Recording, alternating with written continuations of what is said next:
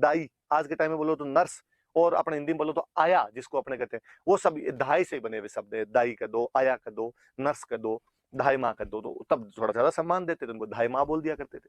जो उदय सिंह थे, कर्मावती का बेटा था उदय सिंह, लेकिन कर्मावती पन्ना नाम की धाई थी, उनको देखे गए थे, भाई मेरे बच्चे का ध्यान तू रखना। और पन्ना को जब ये समाचार मिला कि बनवीर पागल हो रखा है, उसने विक्रमादित्य को मार दिया है और अब वो उदय सिंह को मारने के लिए आ रहा है, उस बेचारी को सूझा नहीं, उसने अपना खुद का बेटा था चंदन, कहते हैं उसको उदय सिंह के कपड़े पहनाकर और वहां पर सुला दिया था। बनवीर गुस्से में पागल होकर आया, उसने कहा कि उदय सिंह कहाँ है। उसने बेचारे ने कई देर अनु ने विनय की, हाथाजोड़ी की, प्लीज मत कर, ऐसे क्या कर रहा है तू। पर उसने कहा मैं तुझे मार दूंगा, बता। तो कहते उसने अपने बच्चे को सुला रखा था, ऊपर कपड़ा उड़ा रखा था उसके, उसने कहा ये सो रहा, जो करना वो कर ले। और बनवीर ने उसको देखा ही नहीं, उस पर तलवार मारी, चंदन को मार के चला गया। जैसे वो चला गया, उदय सिंह कहती है वो पन्ना ध्याय जो थी वो उदय सिंह को वहां से लेती है, उदय सिंह को वहां से लेके और कुंभलगढ़ चली जाती है। तो पन्ना ध्याय ने अपने बेटे की बलि देकर, बेटे का नाम क्या था, चंदन की बलि देकर किसको बचा लिया था, उदय सिंह को बचा लिया था। और उदय सिंह को लेकर यहां से कहां चली गई थी वो, तो यहां से वो कुंभलगढ़ चली गई थी।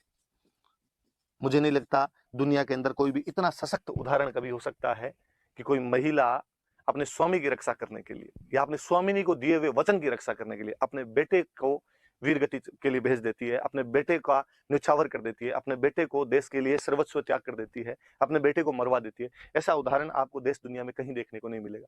मुझे कभी समझ नहीं आया कि वर्तमान जो फेमिनिज्म है उसकी परिभाषाएं किस प्रकार बदल गई है।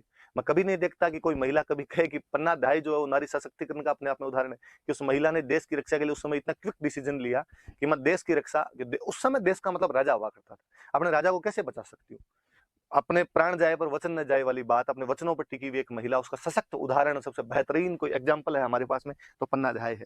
प्रातस्मरणीय महिला है, याद की जानी चाहिए हमेशा। नारीवादियों को इनको याद रखना चाहिए। सरकार की योजनाएं पन्ना ध्याय के नाम पर चलाई जानी चाहिए। पर विडंबना है जी, वर्तमान और इतिहास कई बार इतना अपने आपस में क्लेश करता है कि हम चीजों को सही दृष्टि से देख ही नहीं पाते उन चीजों को। तो पन्ना ध्याय याद रखना। तो बनवीर कौन था वो भी याद रखना कि बनवीर उड़ना राजकुमार पृथ्वीराज की दासी का बेटा था, लेकिन चित्तौड़ के दूसरे साके के बाद इसे चित्तौड़ का एडमिनिस्ट्रेटर बनाया गया था, प्रशासक बनाया गया था। लेकिन इसने विक्रमादित्य की हत्या कर दी थी।